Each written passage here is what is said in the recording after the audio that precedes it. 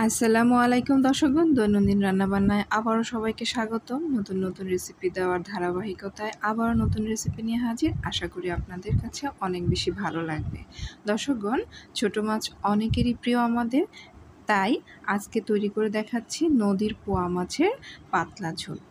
দর্শকগণ, এই রেসিপির জন্য মূল উপকরণ হিসেবে আমি আমাদের চাঁদপুরের মেঘনাতে পাওয়া যায়, নদীতে পাওয়া যায় এরকম কিছু পোয়া মাছ নিয়েছি। এখানে 1 কেজির মতো হবে। মাছগুলোকে ভালোভাবে কেটে ধুয়ে তারপর পানিটাকে একদম ভালোভাবে শুকিয়ে নিয়েছি, যাতে করে মাছের গায়ে তেমন পানিটা লেগে না থাকে। মাছগুলোর সাইজটা একটু আমি বুঝিয়ে দিচ্ছি।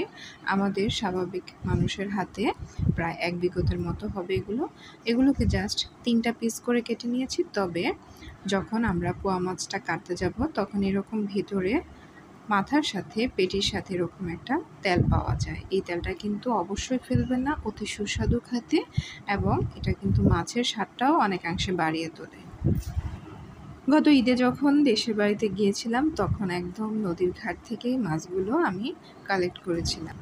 এখন চুলাতে কড়াই বসিয়ে কড়াইটা যখন উত্তপ্ত হবে তখন এখানে 3 টেবিল চামচ সরিষার তেল দিয়ে দিচ্ছি। আপনারা সয়াবিন তেল দিয়েও রান্না করতে পারেন। এতে তেলটা গরম হয়ে এলে 1 মুঠো দেশি পেঁয়াজ কুচি দিয়ে দিচ্ছি। দেশি পেঁয়াজ কুচিটা একটু বেশি দিচ্ছি, যার কারণে একটু মিঠা মিঠা ভাব আসার আর সম্ভাবনা থাকে না। এখন যখন একটু ব্রাউন হয়ে আসবে তখন চুলার হিটটা কমিয়ে দিয়ে 1.5 চা চামচ রসুন বাটা, 1 চা চামচ জিরা বাটা পাটায় ম্যাশ করে নিয়েছি এগুলো, 1 চা চামচ মরিচ গুঁড়ো আর 1/2 চা চামচ হলুদের গুঁড়ো আর 1 চা চামচ লবণ দিয়ে সামান্য একটু পানি দিচ্ছি। এখন চুলার হিটটা মিডিয়াম রেখে এভাবে মশলাটাকে কষিয়ে নিচ্ছি ভালো করে 2 থেকে 3 মিনিট। যখন এভাবে মশলাটা কষাতে কষাতে তেলটা ছেড়ে আসবে, এই মুহূর্তে একটু কুসুম গরম পানি দিচ্ছি আধা কাপ পরিমাণ, যাতে মশলাটা ভালোভাবে পানির সাথে মিশে যায়। এখন ঝোলটা যখন এভাবে ফুটে আসবে তখন কেটে রাখা মাছের পিসগুলো দিয়ে দিচ্ছি, এবং মাছগুলো যেহেতু সফট একটু আলতো করে 4-5টা নেড়ে দিচ্ছি। এমনভাবে নেড়ে দিচ্ছি যাতে মাছটা হলুদ মরিচের ঝোলের সাথে ভালোভাবে মিশে যায়। মাছটাকে মিডিয়াম হিটে আমি প্রায় 3-4 মিনিট ধরে রান্না করে নিলাম ঢাকনা দিয়ে। 3-4 মিনিট পর ফিরে আসলাম এবং মাছগুলোকে একটু যথাসম্ভব আস্তে আস্তে করে উল্টে পাল্টে দেওয়ার চেষ্টা করছি। এ পর্যায়ে বড় একটি টমেটোকে কিউব করে কেটে রেখেছি। এক করে কেটে 3-4টি কাঁচামরিচ দিচ্ছি, আর টমেটোর জন্য স্বাদ অনুযায়ী সামান্য একটু লবণ দিয়ে দিচ্ছি। এখন চুলার আঁচটা মিডিয়াম টু লো হিটে দিয়ে আরও 3 থেকে 4 মিনিট এভাবে রান্না করে নিচ্ছি। এতক্ষণে টমেটোটা গলে গিয়েছে এবং মরিচটাও মোটামুটি ফ্লেভার ছাড়িয়ে সিদ্ধ হয়ে গিয়েছে। আর অফ ক্যামেরা অবশ্যই আমি একটু নেড়েচেড়ে দিয়েছিলাম, তাহলে দেখুন মাছটা কিন্তু 8-9 মিনিট থেকে 10 মিনিটের মধ্যে রান্না হয়ে যায়।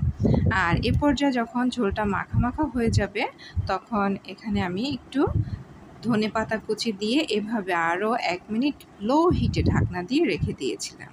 আর অবশ্যই যখন মাছটা একদম ঘনিয়ে আসবে তখন আর খুন্তিটা ব্যবহার না করে এভাবে নেড়েচেড়ে দিবেন।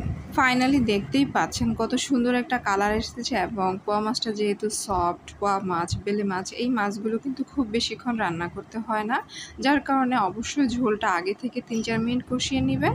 এতে করে মশলার আষ্টে গন্ধটা বা কাঁচা গন্ধটা আর থাকবে না এবং মাছের ভেতরেও খুব সুন্দরভাবে প্রবেশ করতে পারবে। দর্শকগণ, এই মাছটা কিন্তু সাথে সাথে রান্না করে গরম ভাতের সাথে খেতেই বেশি ভালো লাগে।